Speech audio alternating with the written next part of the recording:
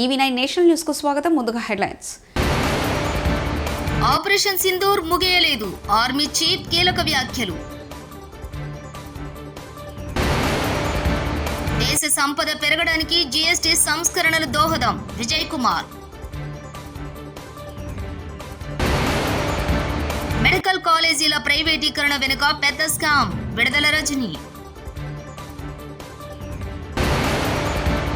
గంగమ్మ ఒడికి చేరిన ఖైరతాబాద్ మహాగణపతి. భారత army chief general Upender Dwivedi ఇటీవల ఆపరేషన్ సింధూర్ గురించి చేసిన వ్యాఖ్యలు ప్రాధాన్యతను సంతరించుకున్నాయి. అందరూ అనుకుంటున్నట్లు ఆపరేషన్ సింధూర్ మే 10వ తేదీన ముగియలేదన్నారు. అధికారికంగా కాల్పుల విరమణ ప్రకటించినప్పటికీ ఆపరేషన్ సింధూర్ కొంతకాలం కొనసాగిందన్నారు. తాజాగా ఆయన చేసిన ఈ వ్యాఖ్యలు చర్చానీయాంశంగా మారాయి. ఏపీలో చంద్రబాబు సర్కార్ నిర్లక్ష్యం కారణంగా రైతులకు యూరియా కొరత, రైతాంగ సమస్యలపై వైఎస్ఆర్సీపీ నిరసనలకు పిలుపునిచ్చింది. ఈ క్రమంలో ఈ నెల 9న వైఎస్ఆర్సీపీ అన్నదాత పోరు కార్యక్రమం చేపట్టనుంది. ఇందులో భాగంగా ఆర్డీఓ కార్యాలయాల ఎదుట శాంతియుత నిరసనలు చేపట్టాలని పార్టీ నిర్ణయం తీసుకుంది. ఈ సందర్భంగా అన్నదాత పోరు పోస్టర్ ని YSRTP state coordinator Sajjala Ramakrishna Reddy release చేశారు. ఈ కార్యక్రమంలో పార్టీ నేతలు లేళ్ల అప్పిరెడ్డి, మొండితోక అరుణ్ కుమార్, నందిగం సురేష్, వెల్లంపల్లి శ్రీనివాస్, టీజేఆర్ సుధాకర్ బాబు, రాయన భాగ్యలక్ష్మి, మనోహర్ రెడ్డి తదితరులు పాల్గొన్నారు. 20 ఏళ్ల డెవలప్మెంట్ తీసుకొచ్చిన జగన్మోహన్ రెడ్డి గారు ఆ 5 ఏళ్ల తర్వాత ఒక్కసారిగా గత ఎన్నికల్లో ఫలితాలు అందరికీ తెలుసు. ఈ కొత్త ప్రభుత్వం కూటమి పేరుతో తెలుగుదేశం పార్టీ నేతృత్వంలో చంద్రబాబు గారి ఆధ్వర్యంలో ఏర్పడిన ప్రభుత్వం ఏర్పడి సంవత్సరం దాటింది. 15 నెలల్లోనే మొత్తంగా 5 ఏళ్లలో నిర్మించిన ఒక వ్యవస్థల పరంగా కానీ లేదా అన్ని వర్గాల సంక్షేమం రీత్యా కానీ వాళ్ళ సాధికారతను పెంచే దిశగా కానీ జగన్మోహన్ రెడ్డి గారు చేసిన మార్పులన్నింటినీ విధ్వంసం చేసి ఈరోజు ఒక అరాచకం మాత్రమే ఉందనడానికి ఎక్కడ తగిలినా అది విద్య కావచ్చు, వైద్యం కావచ్చు, ఇప్పుడు తాజాగా మనం ఏ ఇష్యూ గురించి అయితే మాట్లాడుతున్నామో రైతాంగానికి, వ్యవసాయానికి సంబంధించిన సమస్య కావచ్చు, అసలు ప్రభుత్వం అనేది లేదు, అరాచకం తప్ప, లేదా మాఫియా అరాచకాన్ని ఆసరాగా చేసుకొని మాఫియా ముఠాల రాజ్యం నడుస్తుంది. ఎక్కడ సంక్షోభం లేకపోయినా సృష్టించి దాంట్లో ఏ రకంగా కమిషన్లు దండుకోవాలా, ఆర్టిఫిషియల్ క్రైసిస్ క్రియేట్ చేసేనా అన్నదానికి ఏదైనా ఒక ఉదాహరణ చక్కటిది చెప్పాలంటే ఇప్పుడు యూరియా ఫర్టిలైజర్ ఇష్యూ రాష్ట్రంలో తలెత్తింది. ముఖ్యమంత్రి మాటల్లోనే చెప్తున్నాడు యూరియాకు సమస్య లేదు, కావాల్సినంత ఉందని. అండ్ సాగు రీత్యా చూస్తే 100 ఎకరాలకు సాగు కావాల్సింది 60 ఎకరాలు కూడా కాల, అంటే 60% కూడా లేదు. ఏది సమయానికి అందకపోవడము, దానికి తోడు ప్రకృతి దీన్ని కూడా తోచి వర్షాలు అయితే విపరీతంగా పడినా, వర్షాలు ఎక్కువయ్యో అతివృష్టి అనావృష్టి వల్ల 2 దెబ్బలు పడి రైతాంగం పునారిల్లిపోయింది. ఉన్నంతలో ఏదైనా వ్యవసాయం చేసుకుందామంటే దానికి అవసరమైన విత్తనం కానీ ఎరువులు కానీ అవి సమయానికి దొరకట్లేదు. ఎక్కడైతే గవర్నమెంట్ రోల్ ఉందో, ప్రభుత్వం దాని పాత్ర అవసరమో అక్కడ పూర్తి చేతులు ఎత్తేసింది చంద్రబాబు నాయుడు ప్రభుత్వం. దానికి నేను ఇంతకుముందు చెప్పినట్టు ఉదాహరణగా ప్రత్యక్ష సాక్ష్యం వచ్చి ఎరువుల కొరత. ఈ ఎరువుల కొరత లేదని ముఖ్యమంత్రి చెప్తున్నాడు, కానీ క్యూలు అయితే ప్రతి డిపో దగ్గర లేక కొనుగోలు కేంద్రాల దగ్గర పొద్దున నుంచి రాత్రి వరకు దాని చుట్టూ కాళ్ళు అరిగేటట్టు తిరుగుతున్నారు. 14కు ముందు 19కు ముందు ఉన్న పరిస్థితి అప్పుడు ఫోటోలు చూసేవాళ్ళం, చెప్పులు వరుసగా క్యూలో ఉండేటివి. మళ్ళీ ఎప్పుడు వస్తుందో తెలియదు ఎరువు అని, రాత్రి వరకు ఉండాల్సి వచ్చేది, కాళ్ళు అరిగేటట్టు తిరగాల్సి వచ్చేది. సేమ్ అదే పరిస్థితి మళ్ళీ వచ్చింది. మరి కొరత లేదని నువ్వు అంటున్నావు, సాగు జరగాల్సినంత, మరి ఎక్కడికి పోయినా ఎరువులు అంటే వీళ్ళే అక్రమ నిల్వలను పెంచి బ్లాక్ మార్కెటింగ్ అని ఎంకరేజ్ చేస్తున్నారు. వీళ్ళంటే ఎవరు?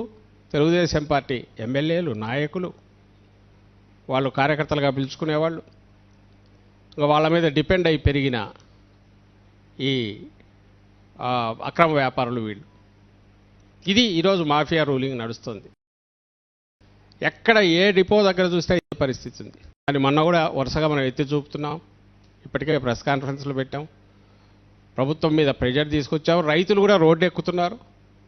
వాటన్నిటి ఫలితంగా మొన్న ముఖ్యమంత్రి చంద్రబాబు నాయుడు వచ్చి ఏం చేశాడంటే, మీ రైతుల్లాగా ఉండండి, రాజకీయాలు చేయొద్దని హెచ్చరించాడు. ఎవరన్నా ప్రశ్నిస్తే మిమ్మల్ని బొక్కలో వేస్తామని కూడా అన్నాడు. బొక్కలో వేస్తామనే మాటే వాడాడు. అది ఈరోజు ఇక్కడ పరిస్థితి. ఫేక్ ప్రచారాలు చేస్తున్నారు. మీరంతా వైఎస్ఆర్సీపీ వాళ్ళని ముద్ర వేసి వాళ్ళను పోలీసులు పట్టుకుపోయి పోలీస్ స్టేషన్లో కూర్చోబెడుతున్నారు. ఈ దశలో ఏం చేయాలి అని అంటే, ఈ వాయిస్ గట్టిగా వినిపించాలి. రాష్ట్రంలో రైతాంగం ఇప్పుడు ఎదుర్కొంటున్న సమస్య ఇదే కాదు, కొన్ని ప్రాంతాల్లో ఎక్కడైతే ఇది లేకపోతే క్రాప్ ఇన్సూరెన్స్ ఇష్యూ. దేశ సంపద మరింత పెరిగేందుకు కొత్త జీఎస్టీ సంస్కరణలు దోహదపడతాయని ఆంధ్రప్రదేశ్ రాష్ట్ర biodiversity board chairman Neelayapalem Vijay Kumar వ్యాఖ్యానించారు. కేంద్ర ప్రభుత్వం నూతన జీఎస్టీ సంస్కరణలు తీసుకురావడాన్ని తెలుగుదేశం పార్టీ స్వాగతిస్తోందని పేర్కొన్నారు. ఇవాళ అమరావతిలోని తెలుగుదేశం పార్టీ కార్యాలయంలో విజయ్ కుమార్ మాట్లాడారు. గత 50 ఏళ్ల చరిత్రలో ఇలాంటి పన్ను సంస్కరణలు ఏ కేంద్ర ప్రభుత్వం తీసుకురాలేదని చెప్పుకొచ్చారు. 5%, 10%, 15% లెక్కన ఇంత పెద్ద ఎత్తున పన్నులు తగ్గించడం అనేది మొట్టమొదటిసారి. సో ఈ జిఎస్టీలో 4 స్లాబులు ఉండేవి ఇంతకుముందు, 5, 12, 18, దాని 28 అని. ఇప్పుడు ఆ స్లాబులు 2కి మార్చారు. చాలా వరకు పన్నులు తగ్గుతాయి. సరే, పన్నులు తగ్గుతాయి, బాగానే ఉంది. ప్రత్యేకంగా మన దైనందిన జీవితంలో మనం రోజు ఎక్స్పీరియన్స్ చేసే దీంట్లో ఏమేమి పన్నులు తగ్గుతాయి, లేక అసలు మనకు వ్యక్తిగతంగా ఏమి లాభం ఉంటుంది, ఇంకా చెప్పాలంటే దేశం సంగతిలో ఆటోమేటిక్ తగ్గుతాయి. కాబట్టి మన ఆంధ్ర రాష్ట్రానికి ఈ కొత్త జిఎస్టీ విధానం వల్ల వచ్చే అదనపు ఆదాయం ఏంటి? ప్రతిపక్ష పార్టీలు కొన్ని, కాంగ్రెస్, కొంతమంది కొన్ని రాష్ట్రాలకి దీనివల్ల నష్టం వస్తుంది, మాకు కాంపెన్సేట్ చేయాలి అంటూ ఉన్నారు. కానీ స్పష్టంగా ఒక్క విషయంతో నేను ఈ డిస్కషన్ని మొదలు పెడతాను.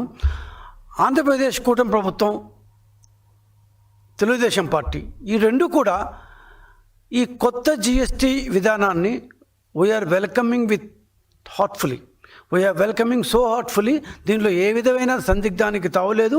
మేము సంపూర్ణంగా ఈ కొత్త జిఎస్టీ విధానాన్ని ఆహ్వానిస్తున్నాం. సో ఓకే, ఆహ్వానిస్తున్నాం అని చెప్పిన తర్వాత మనం అందరం పేపర్లో రోజు చదువుతూనే ఉంటాం. ఈ మధ్య ఒక 1 మంత్గా మన అమెరికన్ ప్రెసిడెంట్ ట్రంప్ గారు భారతదేశం నుంచి వచ్చే ఎగుమతుల మీద అంతకుముందున్న 5, 10, 12% ట్యాక్స్ కాకుండా, పన్నులు కాకుండా, వాళ్ళు టారిఫ్ అంటారు దాన్ని, ఆ టారిఫ్ కాకుండా ఈసారి 50%, దాదాపు ఒక ఐటీ, ఫార్మా, మందులు ఇట్లాంటివి కాకుండా దాన్ని కూడా వేస్తారేమో రాబోయే రోజుల్లో తెలియదు. కానీ సో దీని మీద పన్నులు వేస్తాను, 50% ట్యాక్సేషన్ వేస్తాను అన్నారు. మిగతా అవన్నీ పక్కన పెడితే బాగా దెబ్బతినిపోయేది మన యొక్క రొయ్యలు, చేపలు, రొయ్యలు. భారతదేశం ఎక్కువగా ఆంధ్రప్రదేశ్ నుంచి ఏదైతే ఎగుమతి అవుతుందో అది ఖచ్చితంగా దెబ్బతింటుంది కొంతవరకు. సో ఇట్లాంటి దెబ్బతిన్నప్పుడు ఈ ఇన్కమ్ని వేరే దీని నుంచి చూసుకోవాలి, ఆ పర్టికులర్ రంగాన్ని కూడా ఏ విధంగా చేయాలి అన్న విషయాన్ని మనం చూసుకోవచ్చు. సో ఈ విధంగా జిఎస్టీ అనేది మన యొక్క దైనందిన జీవితంలో ఏం చేస్తుంది అంటే, సెంట్రల్ గవర్నమెంటు ఈ కష్టాలన్నీ కొంత గొప్ప సరిదిద్దడానికి ఈ టారిఫ్లు తగ్గించింది. ఇందాక నేను చెప్పినట్టు ట్రంప్ టారిఫ్లు భయంకరంగా ఉన్నా కూడా కేంద్రంలో సమర్థమైన నాయకత్వం ఉండడంతో దేశ ఆర్థిక వ్యవస్థ ఇప్పుడు లాస్ట్ మంత్ 27 అన్నారు, ఇవాళ 6వ తేదీ, దాదాపు ఈ 10-15 రోజులు అయిపోయింది. కానీ ఇంతవరకు మన దేశంలో ఏమీ పెద్ద మార్పులేమీ రాలేదు. వైఎస్ జగన్ తెచ్చిన మెడికల్ కాలేజీలను చంద్రబాబు చంపేశారంటూ మాజీ మంత్రి విడుదల రజని మండిపడ్డారు. ఒక్కో మెడికల్ కాలేజీని తీసుకురావడానికి ఎంత కష్టమో చంద్రబాబుకు తెలియదు. ప్రతి జిల్లాలోనూ మెడికల్ కాలేజీ, ఆసుపత్రి ఉంటే ప్రజలకు మంచి వైద్యం అందుతుందని వైఎస్ జగన్ ఊహించారు. వైద్యం, టెస్టులు అన్నీ ఫ్రీగా అందించాలన్నదే వైఎస్ జగన్ ఆలోచన. చంద్రబాబు మెడికల్ కాలేజీలను అమ్మకానికి పెడితే ఇక పేదోడి పరిస్థితి ఏంటి అంటూ విడుదల రజని ప్రశ్నించారు. యాక్షన్ ప్లాన్ చేసుకున్నాం. మరి ఈ రోజున అన్నిటినీ కూడా చంపేస్తూ చంద్రబాబు నాయుడు గారు తీసుకున్నటువంటి నిర్ణయాన్ని వైఎస్ఆర్ కాంగ్రెస్ పార్టీ వ్యతిరేకిస్తుంది. ప్రజల తరఫున వైఎస్ఆర్ కాంగ్రెస్ పార్టీ మరి ఈరోజు ఈ ప్రభుత్వాన్ని ప్రశ్నిస్తోంది. ఉదాహరణకి మనం చూసినట్టయితే మనము ఒక గవర్నమెంట్ మెడికల్ కాలేజ్లో మనకు అఫిలియేట్ అయినటువంటి బోధన హాస్పిటల్ ఏదైతే ఉంటుందో ఆ గవర్నమెంట్ బోధన హాస్పిటల్కి ఒక రోగి, ఒక పేదవాడు ఆ హాస్పిటల్కి వస్తే అక్కడ మన జగనన్న హయాంలో చూస్తే అక్కడ ఆ రోగికి వచ్చినటువంటి ఆ పేదవాడికి ఓపీ ఫ్రీ, ఆ తర్వాత డాక్టర్ కన్సల్టేషన్ ఉంటుంది, అది ఫ్రీ. ఆ డాక్టర్ కన్సల్టేషన్ తర్వాత ఆ రోగికి ఏదైనా మందులు రాస్తే ఆ మందులు ఫ్రీ. లేదు ఏదన్నా టెస్టులు చేసుకోమని అతనికి ఉన్నటువంటి పరిస్థితి వల్ల ఓ సిటీ స్కానో, ఓ ఎంఆర్ఓయో, ఒక ఎక్స్రేయో లేదా ఏదైనా బ్లడ్ టెస్టులు ఏదైనా చేసుకోమంటే అవి ఫ్రీ. ఆ టెస్టుల తర్వాత ఆ రిపోర్ట్ తీసుకుని మళ్ళీ రీకన్సల్టేషన్కి వెళ్తే ఆ రీకన్సల్టేషన్ ఫ్రీ. లేదు మందులు వేసుకుంటే సరిపోతుంది, లేదంటే ఏదైనా సర్జరీ చేయాలో లేదా ఆపరేషన్ చేయాలో ఏదైనా థెరపీ చేయాలో ఏదైనా చెప్పినా ప్రతి అక్కడ ఉన్నటువంటి ఏ ట్రీట్మెంట్ ఆ డాక్టర్ సజెస్ట్ చేసినా కూడా అది ఫ్రీయే. అక్కడ ఆ పేదవాడికి ఒక్క రూపాయి కూడా తన సొంత ఖర్చు లేదు, తన మీద ఏ భారం పడట్లేదు. ప్రభుత్వంగా జగనన్న తీసుకున్నటువంటి బాధ్యత. తెలుగు రాష్ట్రాల్లో ఎంతో ప్రతిష్టాత్మకమైన బాలపూర్ లడ్డు వేలంపాట ఘనంగా సాగింది. ఈసారి లడ్డు వేలంలో భారీ ధర పలికింది. దీన్ని కర్మన్ఘాట్ కు చెందిన లింగాల దశరథ్ గౌడ్ అనే వ్యక్తి 35 లక్షలకు దక్కించుకున్నారు. వేలంలో 38 మంది భక్తులు పాల్గొన్నారు. గత ఏడాది ఈ లడ్డును 30.01 లక్షలకు కోలను శంకర్ రెడ్డి దక్కించుకున్నారు. గతేడాది కంటే ఈసారి లడ్డు ధర 4.99 లక్షలు అధికంగా పలికింది.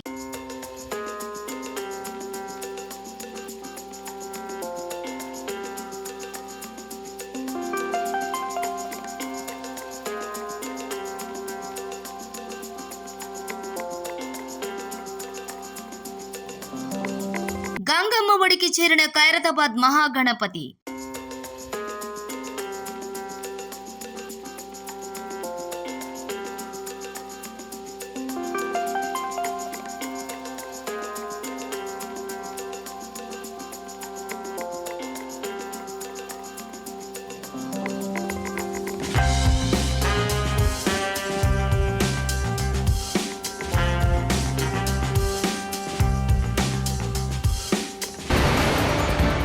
ఆపరేషన్ సింధూర్ ముగియలేదు. ఆర్మీ చీఫ్ కీలక వ్యాఖ్యలు. దేశ సంపద పెరగడానికి జీఎస్టీ సంస్కరణలు దోహదం. విజయ్ కుమార్. మెడికల్ కాలేజీల ప్రైవేటీకరణ వెనుక పెద్ద స్కామ్. విడుదల రజని. గంగమ్మ ఒడికి చేరిన ఖైరతాబాద్ మహాగణపతి. ఇవి బులెటిన్ విశేషాలు. చూస్తూనే ఉండండి EV9 నేషనల్ న్యూస్.